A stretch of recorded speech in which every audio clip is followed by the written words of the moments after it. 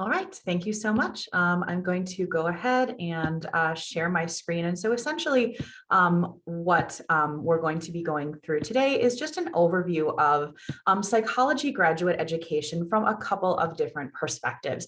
And so before I begin, this is being hosted by the Department of Psychology and Family Science at Concordia University, St. Paul. And I said the focus is to really give current undergraduate students who might be considering pursuing graduate education in psychology a bit more information about the various options and the degree tracks that are available. So as Andrea kindly noted, my name is Dr. Dana Hearn-Miller, and I am an assistant professor of psychology at Concordia University, St. Paul. And today I'm particularly honored to be joined by my co-presenters, one Dr. Julie Luker, who's my colleague in the Department of Psychology and Family Science here at Concordia, and I'm especially grateful for our two graduate student presenters, Maisie Gao and Kaya Ruff, who currently attend the University of St. Thomas. So a special thanks to them for taking time out of their incredibly busy schedules to join us today. So as we continue on, I'll leave it to each presenter to introduce themselves a little bit further. I would also like to thank Andrea Mayer and Esther Vong from the Office of Career Development here at CSP, because without their help and their technical expertise, this simply would not have been possible. So the presentation today will focus specifically on or really we'll rather begin with a brief summary of the various graduate education and degree tracks that are available to students who are interested in pursuing a master's degree in psychology. We will then cover the different degree tracks, specifically the master's degree track, the PhD track, and the Sci-D track. And each speaker presenting on their respective track will address the following 4 prompts. So specifically, what undergraduate students should consider when researching psychology graduate programs, what we wish we would have known before applying to graduate programs, what it's like to be in graduate school, and advice for undergraduate students who are considering pursuing graduate education in psychology. And it's my hope that listening to everyone present on these 4 prompts from their respective tracks will give everybody an idea of not only the differences, but the similarities between these different tracks. And so we'll begin with the first part of the symposium with Dr. Luker summarizing the various post-bachelor degree tracks. Thank you, Dr. Hearn-Mueller. Hello, everybody. I might not keep my camera on the whole time while I'm talking. We'll see. I'm looking down a lot, and I feel that sometimes just my voice might be better, but I'll try it for a little bit here. As Dr. Hearn-Mueller said, I'm Dr. Luker, and I've been with the college full-time for about a year. It's been really great, and I work in the traditional program primarily. I also advise psychology clubs, so hopefully I'm going to be interacting with a lot of you over the next year again. But I'm here today specifically to talk about the differences in degree options that you have, and you really have a ton. I'm not even going to do it justice, but I did take some notes on the different options that you have after you get your BA or your BS from Concordia to let you know where to go with it. And then, of course, with the rest of the presenters are going to go into much more detail. So just real quick, I'm going to summarize a couple different things. So to begin, on your screen here, you can see that there's the MA or the MS degree option. If you didn't know, an MA stands for Master of Arts degree, and an MS stands for the Master of Science degree. Generally, you can complete this in about 1 to 2 years, and there is a range here as well as with the other degrees because it depends on the program, it depends on the format. The learning focus and the program highlights, I wanted to share that these programs can be either research oriented, where you need to have a lot of background in research, and then you're going to conduct research on campus or off campus, or they're going to be practice oriented, where they're going to be focused on helping people in the community. These programs typically include courses, obviously. A research thesis or project is often also required, which can be sort of like a mini dissertation, which is a big paper that you write and you conduct research for, but it depends. And often an internship if you are seeking a licensor track program in the MA or the MS. Students can complete these programs in a variety of different formats, which is really cool. Was not the option when I was your age. including traditional, cohort style, or online / face-to-face. There's really all kinds of combinations here. About the cost, people always ask about that. It's highly dependent on the program. It really, really is. Sometimes you can get scholarships, but these programs tend to be highly competitive in that way. So a lot of times research is helpful, and you will be working on campus doing research perhaps, or teaching to sort of balance the stipend that you're going to get. Careers, well, they really do abound. Getting an MA or MS degree really widens your options beyond a BA or BS. You can, for example, become a professor. Actually, most community colleges will allow you to teach at the undergraduate level if you have an MA or MS degree in that field. Some four-year degree programs will also allow it. Like when I say four-year, I mean like a college level BA, BS, but again, it depends. You can become an academic researcher. You can be an MA level therapist if you get your license. The bottom line that I wanted to share is that it's a great addition to have to your curriculum vitae. It provides excellent exposure to a field of interest beyond the BA and the BS with less commitment than a doctoral degree. And it opens more doors, can be more money for you, which is awesome. And licensure is often granted at this level. Okay, the next area is above the MA and MS level is the doctorate level degrees. And there's quite a few of them that you can get. So on this first slide are two of the big ones. And then there's going to be another slide coming up, which is like other things that you can do at the doctorate level. So very briefly, the PhD stands for Doctorate of Philosophy. And then what you typically do is you get it in a specific area. The PsyD is a Doctor of Psychology specifically. And again, you do focus on a specific area, but you focus on a specific area in psychology. Typically, either of these programs, the range is pretty big. I talked to a lot of people. You can complete them in about 4 years. Might take a little bit less, could take a lot longer. It really depends on where you're at in your life and the program and the speed in which you want to pursue that. And the way that these programs often go are they typically include courses, qualifying examinations, which are oral examinations and written examinations. Not as scary as they sound. You can absolutely do it because you'll be prepared. A dissertation, which is a research study and a write-up of that research. An internship for licensure tracks. So the PsyD, for example, would often require a licensure internship program. And then qualifying other exams that you might need to actually sit and become licensed. So the internship and then the licensure exam for that. Students can complete these programs also in a variety of different formats, traditional, cohort, online or face-to-face. Really a lot of great options there. Costs can range, can be pretty expensive, can also be pretty affordable.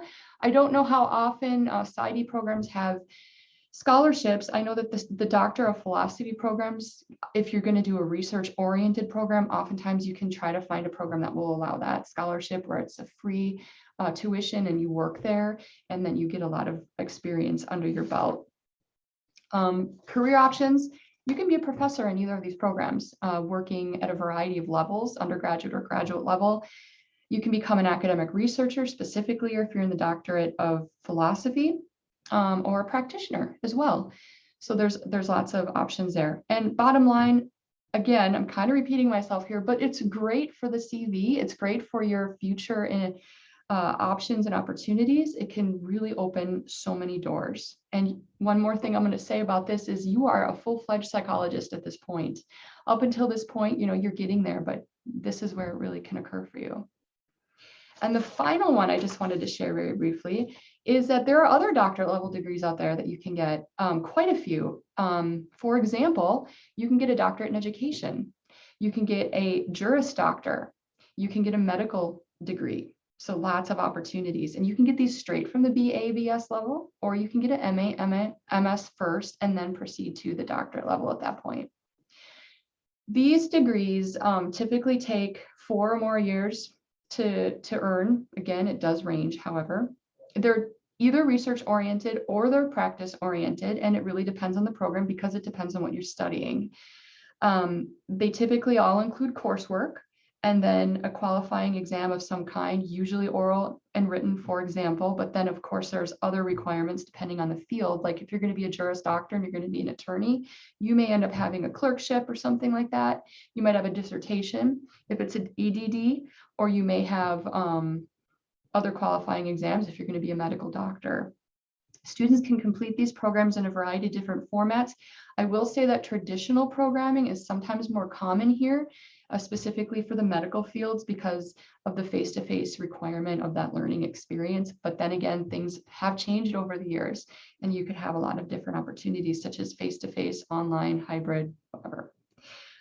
Costs, a lot like the PhD, sometimes you can find a really great scholarship to get you in there. They're competitive. On the other hand, they can still be competitive and not offer scholarships. So do that research now and look ahead to see what you're interested in and what you think you'd qualify for. Wide range of careers. You can be a professor, you can be an academic researcher, you can be a scientist, psychological practitioner, medical doctor, attorney, lawyer, you can be a judge. I mean, you can literally be the president of the United States. You can do whatever you want depending on your area of expertise. And the bottom line is that these other doctoral programs can provide deep interdisciplinary expertise that's really otherwise hard to come by if you stick to a particular field in psychology. Case in point, I have a doctorate in education. I also teach in psychology, but I have that interdisciplinary focus, which really, really helps me. And I am exactly where I want to be in my life and in my career. One of the things that I just want to point out, though, is it's not typically licensable as a psychological therapist in these other doctorate degrees. So you'd be doing other things, but just as rewarding. So with that, I'm going to pass it along. Thank you so much.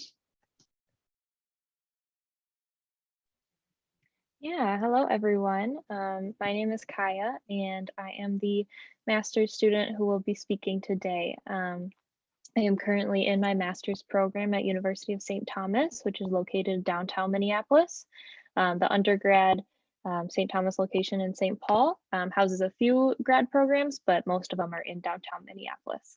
I am in my second year of my master's program, and I'll be graduating in about 9 months here, so in May of next year.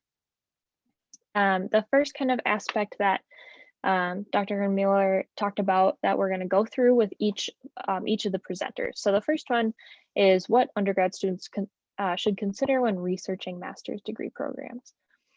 So it does seem daunting, and I do want to validate that it is a difficult process to search, but there are lots of ways you can break it down. What I put here is some of what has been talked about by Dr. Luker a little bit, you know, looking at if it's a MS or an MA. She kind of talked about that already. A type of degree additionally to research would be if you're going to do clinical psychology or counseling psychology. So I'm in the counseling psychology program. There also are masters in clinical psychology, and then there are a lot of doctorates in both as well. So they're somewhat interchangeable. It's kind of in the title, how they're different. So clinical is more focused on research, and counseling is more focused on, you know, the counseling relationship in therapy, and a little less research based. The other aspect I would really suggest that you look into is if the program that you're researching or you might apply to is cohort style or not. So cohort, and this is something I did not know when I was researching programs, so it's something I tell prospective students whenever I'm talking to them, is that cohort style is you have a small group of students and you travel with them throughout your whole program. So you'll do all of the same classes, have your practicum and your internships at the same time, graduate at the same time. It's usually about anywhere from like 10 to 20 people, depending on the size of the program. So there are a lot of places that are not cohort style. So St. Thomas is one of them. St. Thomas is not a cohort style. That means that you can take as many or as few classes as you would like within the parameters of how many credits are allowed per semester. You can take as many years, again, within the parameters to finish the program. And then you also get a different group of people in each class that you do. So there are benefits to both of them. And I can talk about that later after everyone has presented too, but that's just something to keep in mind. Also, some ones that you might see be repeats through all of these prompts between master's and PsyD and PhD is the location and the cost of the program. Just having those laid out just so you can keep track of, do I want to stay in state? Do I want to go out of state? What are the out of state tuition costs for graduate programs versus undergrad versus PhD? Kind of those things are good jumping off points to start when you're researching. Assistantships and scholarships will also deal with the cost. The number of credits the program is. Usually in Minnesota, you'll find the program is either 48 or 60 credits. And that's because of the licensure that Dr. Luker was talking about. That state licensure, it'll depend on the state, how many credits are needed.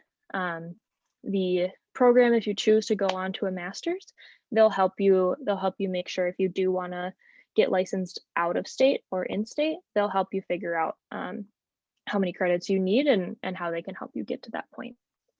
And then lastly, I'm really glad Dr. Luker mentioned this, is the Practitioner Scholar or Scientist Practitioner based. That's also something I did not know when I was researching. And that's what another word for, is it more of a practice-based program or is it more of a research or science-based program? So St. Thomas, the one that I go to, is Practitioner Scholar. So we do a lot that the emphasis is really heavy on practicum, which is your 9-month to 12-month long internship where you are in the community, in the field, practicing with clients in real life. And then the year prior, you're doing a lot of role plays and a lot of preparation for that practicum. Scientist practitioner, you'll still have your internship and practicum, but you'll do more research-based classes. It's really heavy emphasis on research, as well as conducting your own research too, which is great. All right, next prompt is, and I kind of touched on this in the previous slide too, what I wish I would have known before applying to master's degree programs. So let's say, 3-4 years ago when I was looking, I was researching, okay, I know which places I'm going to apply to. What do I wish I would have known? I wish I would have known that there's no need to over apply. I think one of my mentors kind of saved me from spending too much money and over applying to all of these places, but really just apply to the schools that you want to go to. There's no need to apply to places that you wouldn't be excited going to if you got in. Having a mentor or a therapist or a counselor is something that's super important during this process. It could be even a professor that you stay connected with after you graduate from CSP, something like that. And then researching thoroughly, which is, a big part of this whole symposium today. Collecting that information, I'll talk about a little bit later on, some spreadsheets that, can be super helpful in just organizing all of this information so you know which information goes with what school. All right, what is it like to be in graduate school? It's a big question, and it varies for the people, but from person to person. One thing that I've noticed, so I took 1 year off between my undergrad and my now graduate program. And I'm always just personally I always encourage students to take years off if that's applicable for them, to get that transition time in from, really being an adult in college and being adult in the world and in society too.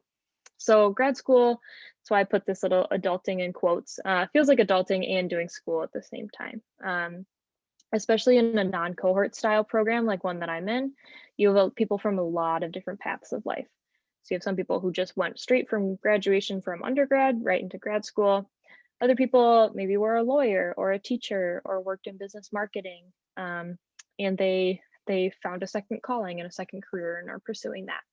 Others I have colleagues who are new parents, they have newborns and going through school, so maybe they just take one class a semester, something like that.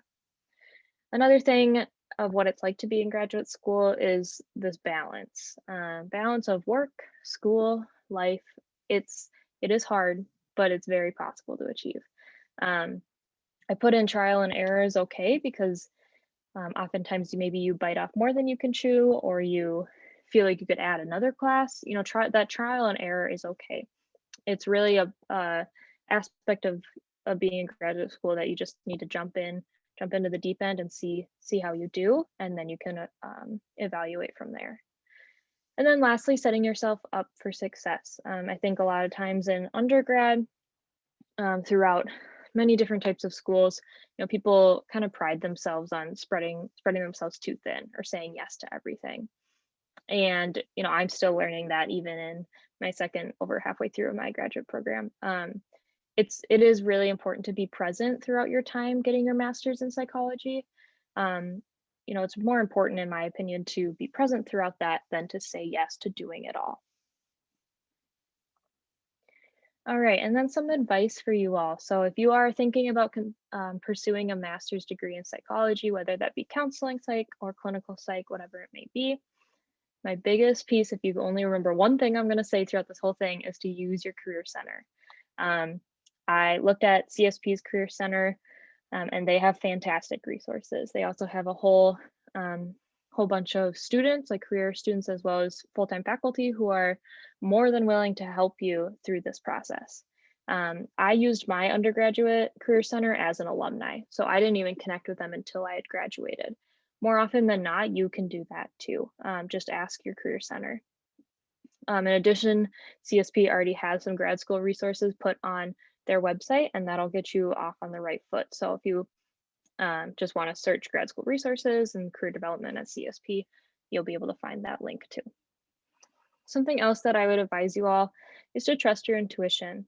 Getting a feel for the college, just like you may have done during when you're looking for undergrad. Yeah, it's a great way to just get kind of your bearings, I guess is what I'm trying to say.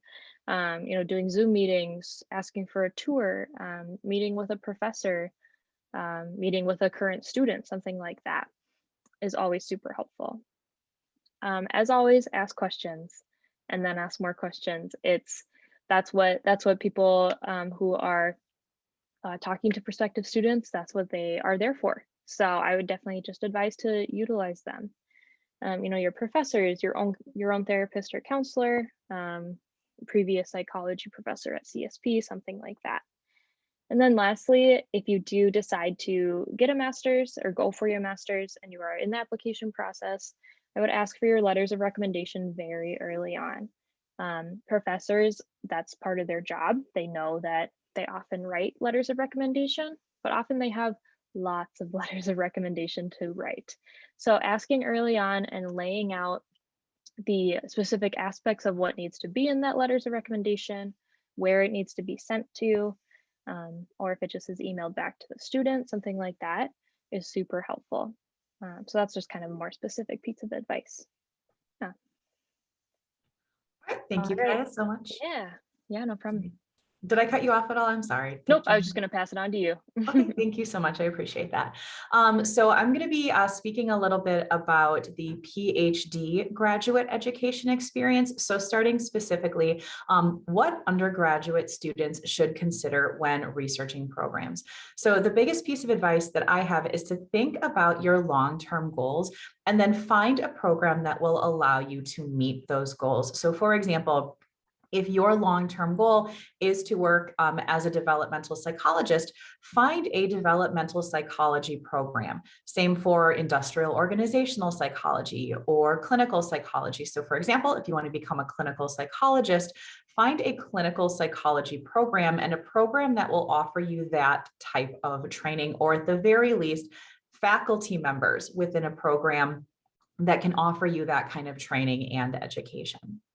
Another thing to consider is how much time, money, and other resources that you have to devote to the application process and the graduate program itself, should you be admitted. So for example, I always advise students to pay attention to deadlines when you are researching programs of interest, because different programs have different, they have different timelines, they have different requirements, even application fees, for example.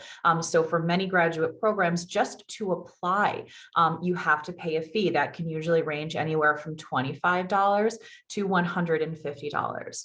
You also have to consider, if a program requires a GRE score, you will need to pay to take that GRE exam. If the program requires that you send official transcripts, which many of them do, you will also need to pay for those. And so you can kind of get an idea about how that can begin to add up, especially if you want to apply to numerous programs. You also need to consider how much time it's going to take. So Kaya, for example, mentioned letters of recommendation. So give your letter writers plenty of time to write those letters. Give yourself time to study for the GRE and take that exam. Give yourself time to write a personal statement, so on and so forth. And then should you actually be admitted to the program, consider the cost, the tuition of the program itself, as well as the amount of time that it will take to get through that program. So most students in a PhD program get through that program in between 4 and 7 years. So make sure that it's something that you're really ready to commit to when you're considering this. As I mentioned a little bit before, note admissions requirements as well as deadlines for programs that you're interested in. So admissions requirements can include minimum GPA scores, minimum GRE scores, letters of recommendation, perhaps previous research or some kind of internship or clinical experience, so on and so forth. So make sure that when you apply, that your background actually meets those sort of minimum admissions requirements. And as I said, pay attention to deadlines, because some you might, if you're interested in 3 programs, one program might have their deadline in September, another in November, and then and the third the following January. So make sure that you're able to keep track of that. And then finally, for this side, pay attention to program quality. So things like accreditation, graduation and retention rates, tuition cost, stipends, and then support for internships and practica. So you should readily be able to find information on a program's website about accreditation, support for internships and practica, graduation and retention rates. And if you can't find those things, I strongly encourage you to contact the programs and ask for those details. For example, if a program is not accredited, or if they have a really low graduation and retention rate, that could be a red flag.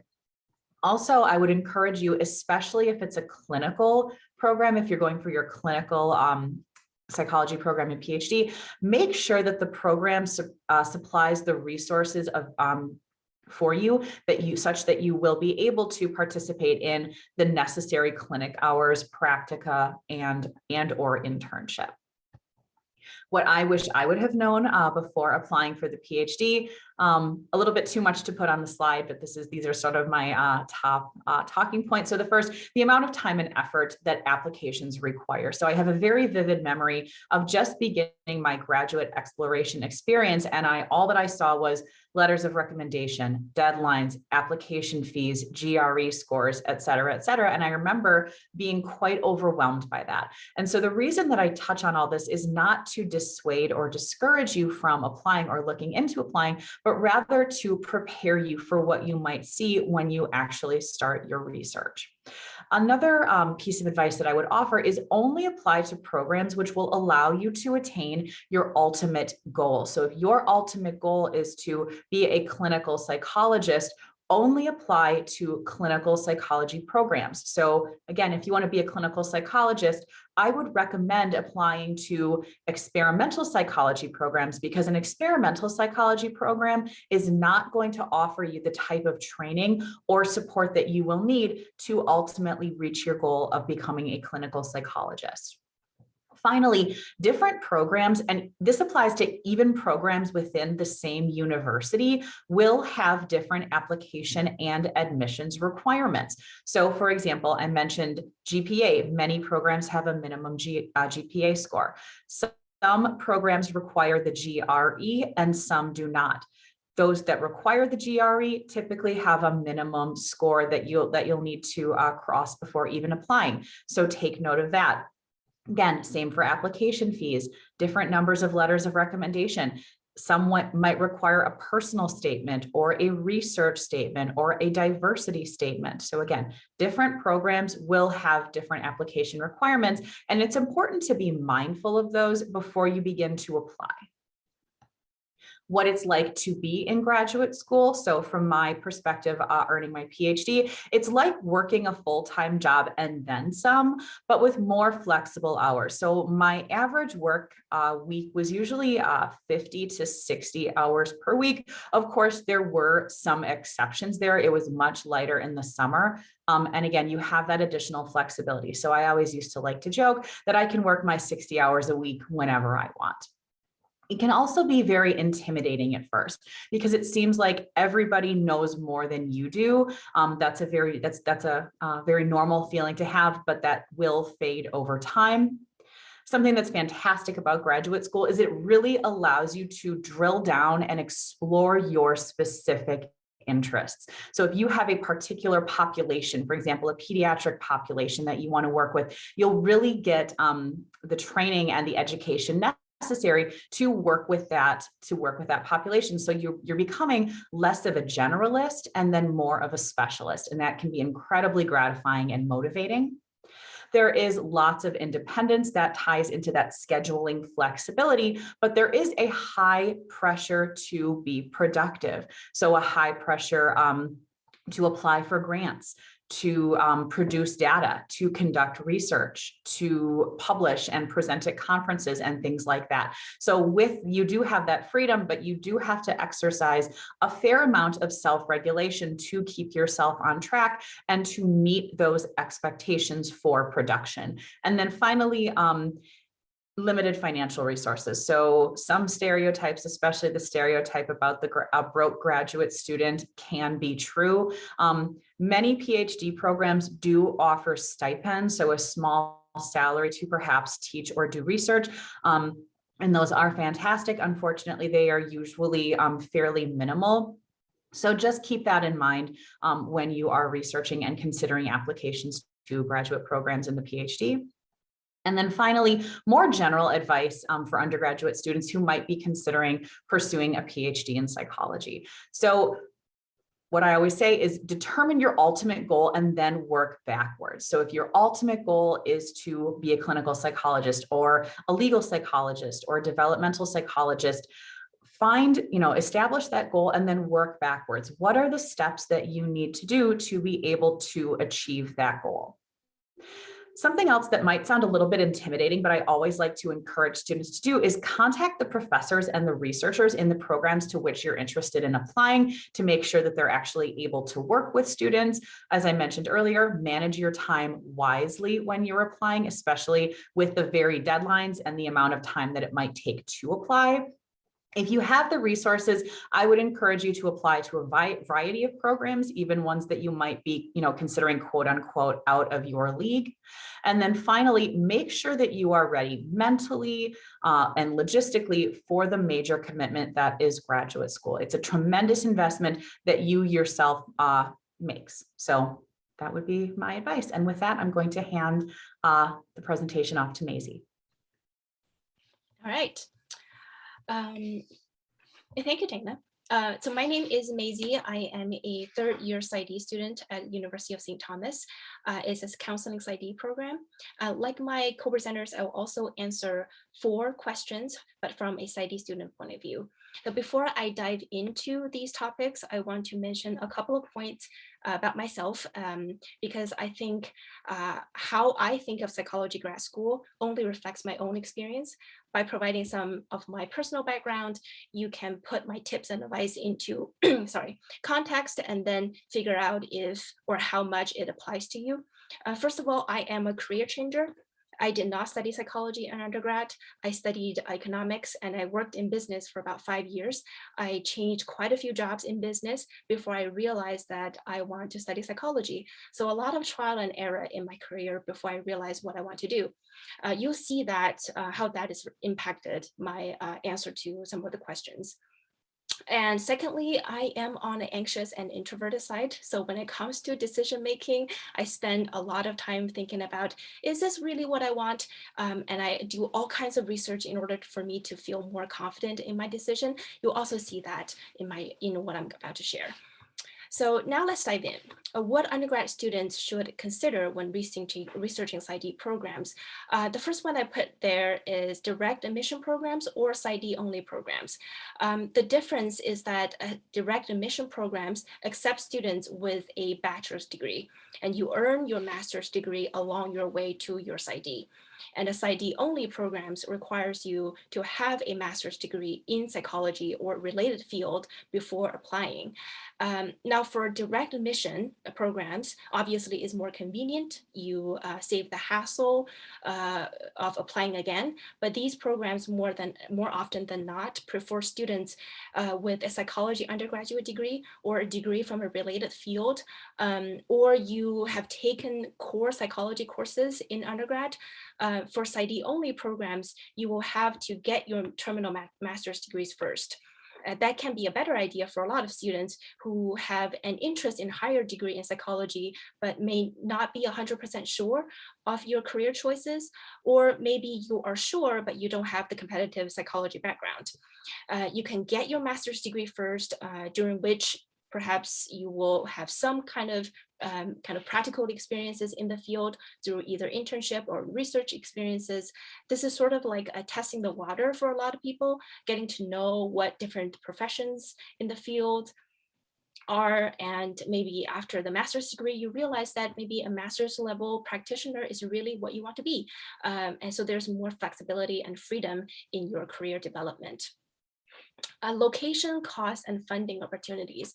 Location and cost are usually pretty important factors to people. I'm not going to talk too much about that, but I do want to say more about funding opportunities. Unlike PhD programs, PsyD programs that provide full or partial funding are far and few in between. When I was researching PsyD programs, there were maybe less than a handful of programs like that across the country. But even though they don't provide funding, it's worth looking into what kind of help or what kind of aid they are available for students, either through grants, scholarships, assistantships, etc. Unfortunately, many of those won't be accessible until you are accepted into the program. But you can have a general understanding of what kind of support are available before you apply. Available resources in the program. This can mean a lot of things. I listed a few: faculty background, faculty research interests, in-house affiliated training clinics. I would say this is particularly important for those who have a pretty good idea of what type of work they want to do. For example, if you have a strong interest in working with children, then having a faculty member that has a similar interest or a similar career background will be a great resource to you. Attending information sessions and reaching out to training directors or current students. This is especially important when the program is on the top of your list. It's a great opportunity for you to obtain information and ask questions to the training director and the current students. And in my opinion, what makes a good program or a good fit for you is not only the curriculum, the structure, the whole setup, it's also the people. The training director and the current students can really represent a lot about what the program is all about. So if there's an opportunity to interact with them, I would definitely take it. Okay, so what I wish I would have known before applying to PsyD programs. First, similarities and differences between clinical and counseling PsyD programs. I want to start by saying that this is not a regret of mine. It has not been a big hindrance. And I'll tell you more about that later. So in terms of the similarities, they both train psychologists. They involve the same licensing process. In terms of differences, there used to be a clearer distinction. The distinction now is somewhat like blurred, I would say. So the quick and dirty is that clinical psychology addresses more severe psychological disorders. Counseling psychologists, on the other hand, interact with a broad range of behavioral, social, or emotional problems among clients, usually from diverse backgrounds. So counseling psychology traditionally has a vocational focus. This is probably a dangerously simplistic explanation. I would encourage you to look more into that if you're interested. But how this has impacted my experience is that there are less psychopathology focused courses in my counseling psych program. But this has not been a big hindrance to me, which leads to my next point on how much control I have in my training trajectory. You might not have a lot to say in what courses are available in your program, but a huge chunk of your training will be your practicum experiences. And I have a lot of control in what kind of places I want to apply to and what kind of direct clinical training I want to get. There will also be opportunities for you to participate in research projects if you make an effort to seek them out. So to an extent, you have the ability to design your own training. Either it's a counseling psychology program or a clinical psychology program. So the next point is time management skills can make a huge difference. As a grad student in professional psychology, you are a busy person. You have to attend classes, read, write, attend practicum training, doing research, write your dissertation, and some people also hold a job on the side to pay bills. So develop time management skills, organization skills is really key. And it can be a huge help to your kind of level of wellness as a graduate student. Major milestones and suggested timeline of the program. Depending on how the program is set up, it can get very intense. Most PsyD programs, when I was researching PsyD programs, most PsyD programs that I saw take 5 years to graduate. And my program at St. Thomas, for any of you out there who are interested in St. Thomas, the St. Thomas program, it takes 4 years. So it's very much like bang, bang, bang, bang, bang, one thing after another. You have to attend classes, to like register for classes, propose your dissertation, apply to practicum sites, attend practicum interviews, think about internships, and qualifying exams, 1, 2, 3. I was able to adjust along the way, but it was overwhelming for sure. All right, so what it's like to be in graduate school? I feel like I've already talked a little bit about this. Large reading load. You have to read sometimes hundreds of pages a week. So skimming is your best friend. Critical thinking and knowledge synthesis are much more important than memorization. So reading, in my opinion, in grad school is really intentional reading with a purpose. And then you think about, what does this mean? How does this apply to my work, to my interest? How can I use this in the real world? So that has been my experience. Second, writing. And there has not been a lot of traditional sit-down exams in grad school. The bulk of my work has been writing essays and papers. And it takes, as most of you would know, it takes a lot of research and planning to write a good paper. I have to tell you, there definitely has been many occasions where I stayed at home and writing 10 or 20 pages and declining really enticing plans from family and friends. But through a lot of reading and writing, the goal is that you will become a mindful learner and more aware of what you're learning, how you are learning, and the value of your learning and how to apply your learning. I think that's the ultimate goal. Ongoing deep self-reflection. I would say more than half of the classes require some kind of ongoing, sometimes weekly writing assignments that involve you personally reflecting on how this material applies to you and your life. Sometimes you have to go really vulnerably into a group setting in front of your classes and talk about your identities and referencing real content from your own life. I think self-reflection, like, don't get me wrong, I don't think this is like a bad thing. I think self-reflection is a basic capacity that should be fostered in life in general, and particularly in psychology. In order to help people, we have to first do the work on ourselves.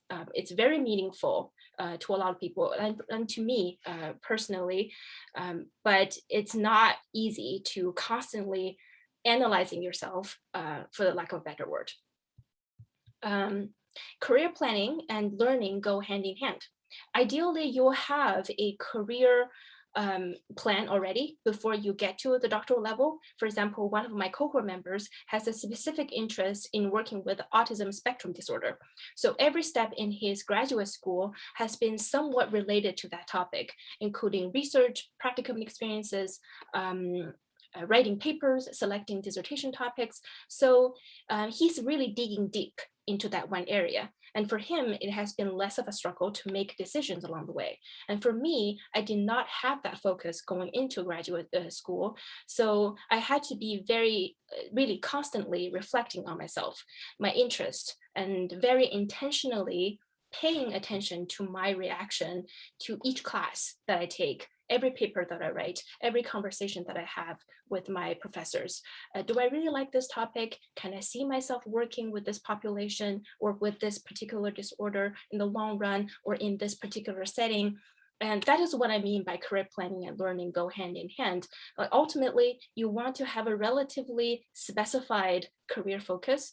Then you gain relevant experience along the way, and your professional identity will become kind of clearer, and you make decisions accordingly as you go in your career trajectory. And the last point, to sum it all up, you end up with meaningful and fulfilling personal growth. All right, advice for undergraduate students considering pursuing a PsyD program. First of all, self-reflection. And who am I? What are my interests? What do I like? Why do I like psychology? At this point, I feel like a broken record because I kept mentioning reflection. This probably has something to do with my personality. Like I said at the beginning, I live in my brain a lot, or maybe because I'm a career shifter. I went into the field later than a lot of my peers, so I have a lot of catching up to do. But really, this has been my experience. I reflected a lot, and it kind of really helped me grow as a person, as well as a graduate student, a future psychologist. Seek guidance. Connecting it with even one person can make a big difference. I would say seek advice from people in the field or from people that know you personally. And well, the best scenario is that the person is from the field and also the person knows you personally, then they can give you tailored advice. A caveat to that is that keep in mind during the process, sometimes opinions can be highly skewed and people's enthusiasm or conviction can be biased. So when you learn about something, really like try to get a picture of whether this can be applied to you, to your own life. View and the application process as an opportunity for you to interview the school as well as the other way around. So what you really have to think about is if the program can help you get to where you want to be professionally. And I think this has been iterated by my co-presenters quite a few times. I think this is very, very important to think about what you want to be in the future, what you want to do, and then make decisions along the way. Take risks, try your best, be realistic, and enjoy the experience. That sounds maybe a little bit cliche, but that has been my probably the most important advice. And ultimately, I realized that a graduate school application can always be improved, and that you will never fully gain all the knowledge that you need before applying. To some extent, the decision to apply eventually will require a leap of faith of some sort, but it should be informed by previous experiences. With that is the end of my part. I knew I was going to do that at least once. My apologies. Thank you so much, Maisie, for that wonderful summary.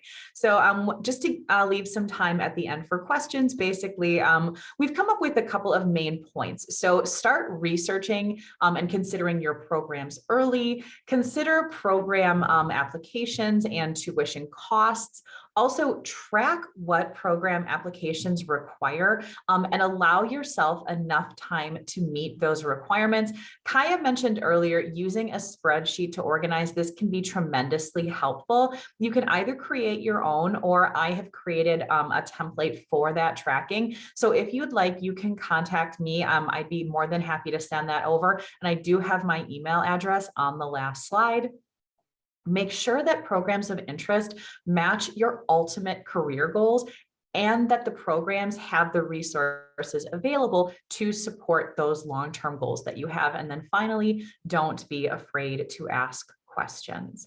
And so here at this point, I'd like to open it up to any questions that anybody might have. Again, my contact information is on that final slide, additional resources, the virtual commons that the College of Human Services and Behavioral Sciences that we're creating in Blackboard. There's also the CSP Career Development Center that has some fantastic graduate school resources. So I will watch the chat for any incoming questions and we can go from there.